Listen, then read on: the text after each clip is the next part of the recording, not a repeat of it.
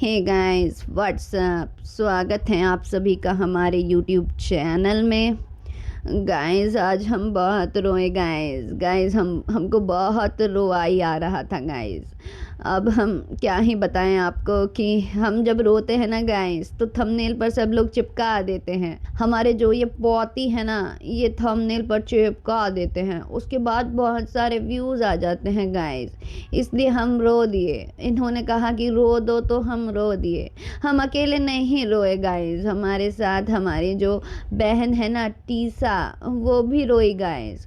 और गाइस हम लोग क्यों रोए, हम बताते हैं। हम इसलिए रोए गाइस क्योंकि हम लोग देख रहे थे हम देख रहे थे मूवी का भी खुशी का भी गम। अब इसमें इतना गम है, इतना इमोशंस है कि हमको रुवाई आ गया। इसमें कैसे एक मतलब एक छोटा भाई वो अपने बड़े भाई को लाने का प्रयास किया। समझ जाइए आप लोग, हम टारगेट करने की कोशिश कर रहे हैं हम टारगेट करने की कोशिश अपने देवर को। वहीं देवर जिसकी छाती में चढ़ के हम एक बार नागिन डांस किए थे, और अभी जो लास्ट होली गया था ना गाइस, तो उसमें हम उसकी पैंट खोल के उसमें रंग भर दिए थे। तो उसी देवर को गाइस हम देना चाहते हैं, मतलब टॉन्ट करना चाहते हैं। अपने ज़ॉम्बीज़ को इशारा कर रहे हैं कि वो जाएं और उनको बहुत सारा हेट दें गाइस। अभी तो गाइस हम बागवान देखेंगे और फिर बताएंगे आप लोगों को कि हम कितना कितना रोए गाइस। हम बता देंगे कि कितना इमोशंस आ गया था। हम क्या ही बताएं गाइस, हम क्या ही बताएं। हमको सब कुछ याद आ जाता है गाइस, लेकिन हम क्या ही बताएं गाइस। बस आप सिंपैथी दो और जाके जो राजकुमार हैं उसको गाली दो। बस यही मनसा रहती है हमारी और हमारे पौती देव की, और पौती देव को खुश करना पड़ता है गाइस, इसलिए हम रो देते हैं कभी कभी। तो अभी फ़िलहाल आप लोग सिंपैथी दीजिए गाइस और जाकर गाली दे दीजिए गाइस। हे एवरीवन, स्वागत है आप सभी का रक्षा अनप्लग्ड पर। तो आप समझ ही चुके होंगे कि मेरा इशारा किस तरफ है। तो भाई बैक टू बैक वीडियोस आए हैं और मैंने इस पर कोई भी रिएक्शन नहीं दिया है। तो सबसे पहले हम यहीं से शुरुआत करते हैं। जो एक लौते बेटा हैं और एक लौती बहू हैं, जो कि लोटा बहू के नाम से भी जानी जाती हैं, जिनके लोटे में हमेशा उनके आंसू झड़ते रहते हैं, बहते रहते हैं। और जब आंसू बहते हैं तब जो है ऑडियंस का भी प्यार इन पर बरसता है, तो ये टाइम टू टाइम रोने वाला वीडियो लेकर आ जाते हैं। लेकिन अभी फ़िलहाल के लिए जो इनका मकसद चल रहा है वो छोटे भाई को टारगेट करना है। अभी छोटा भाई जब अनाउंस करता है कि उसके घर में पूजा होने वाली है, उसकी बच्ची का नामकरण होने वाला है, कुछ भी वो अनाउंस करता है, वैसे ही इन लोगों के जो धोती है उसमें आग लग जाती है। इनके शायद पलंग, नहीं धोती मैंने गलत बोला, जो पलंग है ना उसकी जो खीसों वाली जो चादर है उसमें आग लग जाती है, और फिर ये लोग तनतनाते हुए वीडियो बनाने आ जाते हैं। तो वही बेसिकली चल रहा है। वैसे आज जो है राजकुमार के घर में पूजा पाठ होने वाला था, ये मुझे इनके राजकुमार के ही वीडियो से पता चला था, लेकिन ऐसा कुछ अभी दिखा नहीं है। उन्होंने तो होम टूर के वीडियो डाला है, मतलब जो भी उन्होंने घर सेटअप किया है वो दिखा रहे हैं, वो पूरा दृश्य दिखा रहे हैं नीचे से लेकर ऊपर तक का, कि भाई वो वाकई में कहीं और रह रहे हैं, उस घर में नहीं रह रहे हैं, ये सब दिखा रहे हैं। बट आज तो पूजा होने वाली थी ना, मतलब क्या हो गया है, पोस्टपोन हो गई है क्या? आप लोग बताना मुझे कमेंट सेक्शन में।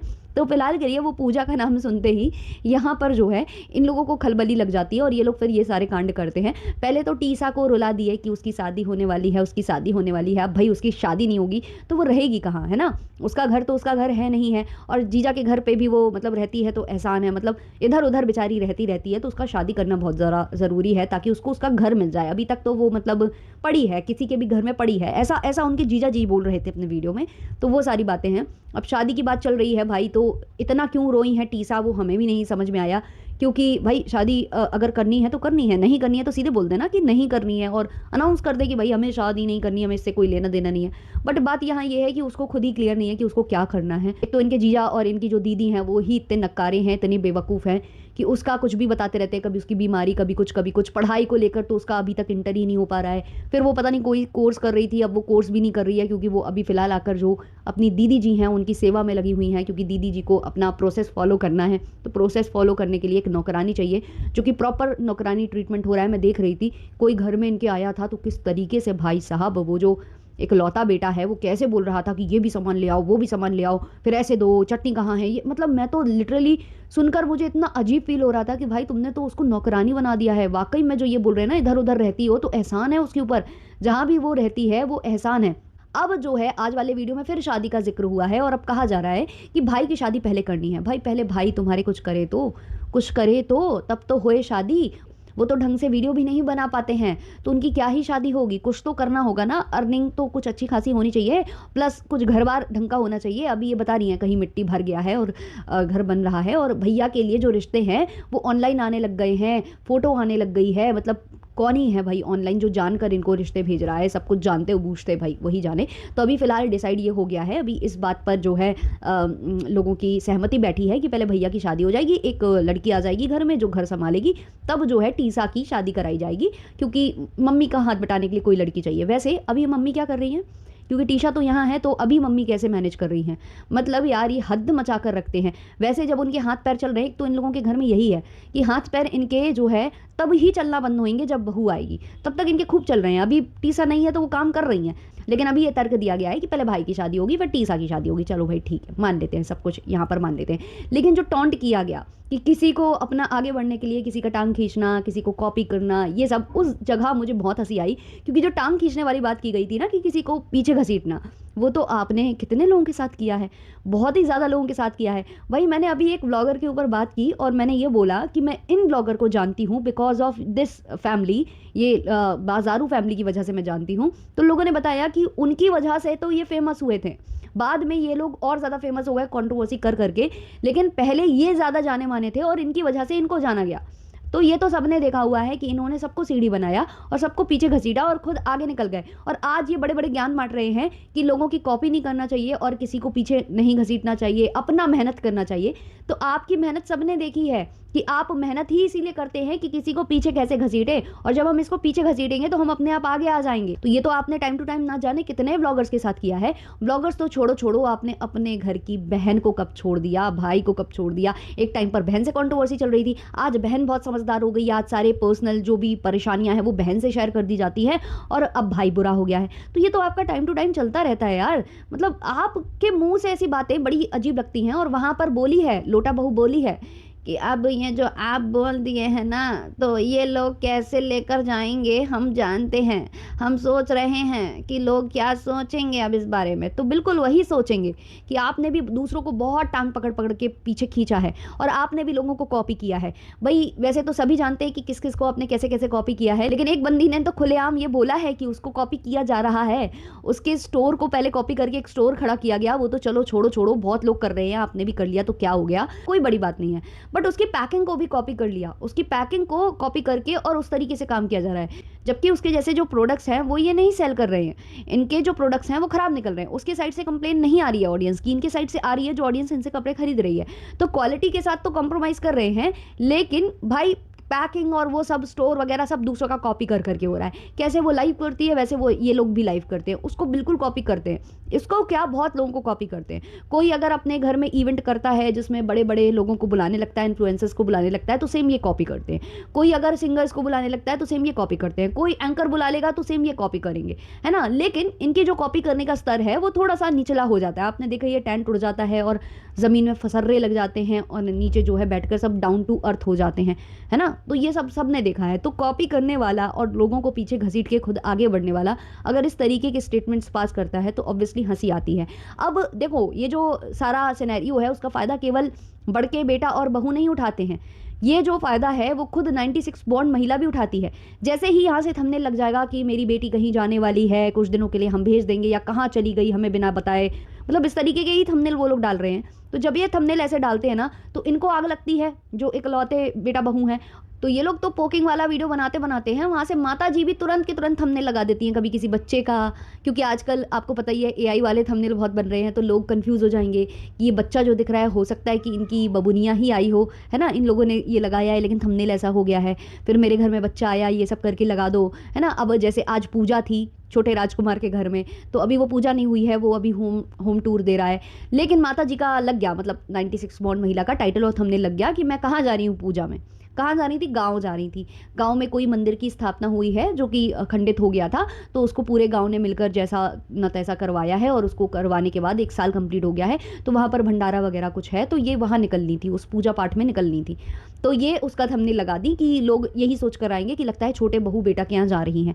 अच्छा, जो इन्होंने एक वीडियो शेयर किया था जिसमें इनके घर में कोई आया था बच्चा लेकर, तो उसमें आवाज़ आई है किसी और बच्चे की भी बैकग्राउंड में, और उससे काफ़ी लोगों को लग रहा है कि ये लोग सब लोग एक हो चुके हैं। एक क्या मतलब, ये लोग एक ही थे और ये कंट्रोवर्सी प्लान्ड है। देखो कुछ भी पॉसिबल है, इनके घर में कुछ भी पॉसिबल है, लेकिन जितना हम अभी फ़िलहाल देख पा रहे हैं कि राजकुमार जो पूछ-पूछ कर ऑडियंस से करने की कोशिश कर रहे हैं, उनसे हो नहीं रहा है। अभी जैसे वो कह रहे हैं कि हम बच्ची का एक नया अकाउंट बना लें। भाई जितने अकाउंट आपके पास हैं, पहले आप उतने पर तो काम कर लो। आपके खुद के अकाउंट पर प्रॉपरली वीडियो नहीं आते हैं, आप डेली व्लॉग्स अपलोड नहीं करते हो, टाइम से व्लॉग अपलोड नहीं करते हो। पत्नी का जो चैनल है, लोग लिटरली कमेंट सेक्शन में लिखते हैं कि हम बोर हो जाते हैं उसकी बातें सुनकर। वो एक ही चीज़ को रगड़ती रहती है और ढंग से बोलती नहीं है, एनर्जी उसमें फील होती नहीं है, तो लोगों को मज़ा नहीं आता उसका व्लॉग देखकर। और ये चीज़ तो पहले भी 96 बॉर्न महिला बहुत कंप्लेन करती थी कि ढंग से व्लॉग नहीं बनाती, ढंग से वीडियो नहीं बनाती। अब ऑडियंस भी कंप्लेन करने लग गई है। तो जब आप इन 2 चैनल पर ढंग से काम नहीं कर पा रहे हो, तो बच्चे के चैनल पर आप क्या ही काम करोगे, कितना ही कर पाओगे जब आपसे हो ही नहीं पा रहा उतने अच्छे से। अब काफ़ी लोग बोलते हैं कि मतलब नहीं हो पा रहा है तो ऐसे नहीं कहना चाहिए, वैसे नहीं कहना चाहिए। पहली बार माँ बनी है, बहुत लोग बनते हैं पहली बार माँ, और इनके पास मैं बार बार कहूँगी कि हेल्पिंग हैंड है। इनके घर में एक बच्ची तो परमानेंट रहती है जो खाने में भी हेल्प करती है, बच्ची को संभालती भी है ना। उसके अलावा भी मालिश वाली शायद इनके घर में आती ही है। तो इनके घर में कमी किस चीज़ की है? और इतने बड़े ब्लॉगर हैं, इतना सब कुछ ये अपलोड करते हैं, तो क्या ये उसी प्लेटफॉर्म से सीख नहीं सकते थे? सीख कर नहीं कर सकते थे? बहुत कुछ किया जा सकता है, लेकिन ये करना ही नहीं चाहते। ये सोच रहे थे कि बार बार जो कंट्रोवर्सी है, मेरी जो माता जी हैं और मेरा जो भाई है वो करते ही हैं, उनके कंट्रोवर्सी करने से मुझे अपने आप सिंपैथी मिल जाती है, और सिंपैथी मिलते ही मैं बोलूँ और चाहे कुछ ना बोलूँ, मुझे व्यूज़ मिल जाते हैं। अब उन्होंने जैसे ही कंट्रोवर्सी करना थोड़ा सा कम कर दिया है, वो डायरेक्टली अभी टारगेट नहीं कर रहे हैं, तो इनके भी व्यूज़ डाउन हो गए। और इनके व्यूज़ अप भी तब होंगे जब वो लोग कंट्रोवर्सी करेंगे। वो लोग जब इसको टारगेट करेंगे तो इसके अपने आप व्यूज़ जो है ना अप हो जाएंगे। तो ये लोग ये सोच कर बैठे हैं कि हमें कुछ नहीं करना है, सामने वाला करेगा, अपने आप हमारे व्यूज़ हाई हो जाएंगे। और अगर सामने वाले ने नहीं किया तो क्या करेंगे आप? तो आपके व्यूज़ और डाउन होते चले जाएंगे। फिर आप क्या करेंगे? जाकर फिर से आप हाथ पैर जोड़ेंगे उनके आगे, और फिर ऑडियंस वही मजाक उड़ाएगी जो आप कह रहे थे कि हम इसलिए निकले घर से कि एक तो ऑन लाइव बोला गया, इतने लाखों पब्लिक के सामने बोला गया कि प्रस्थान कीजिए।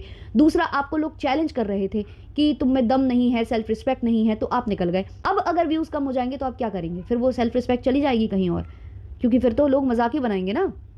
हालांकि सबको पता है कि आप लोग मिलने वाले हो, लेकिन इतनी जल्दी कैसे? लोग हजम ही नहीं कर पा रहे, इसी वजह से तो हजम नहीं कर पा रहे। जब भी आप चर्चा छेड़ते हो कि हम जाएंगे, हम 2 दिन के लिए बच्ची को भेजेंगे, ये वो, वहीं से आपको ट्रोलिंग मिलने लगती है। और ट्रोलिंग मिलने का कारण यही है कि एटलीस्ट कुछ नाराज़गी कुछ दिन तो चलती है आपकी, तो भाई शुरू होते ही ख़त्म हो रही है, तो इसका मतलब आप मिले हुए थे, सबको यही लगने लग जाता है। इसमें क्या गलत, अगर लोगों को लग रहा है तो क्या गलत लग रहा है?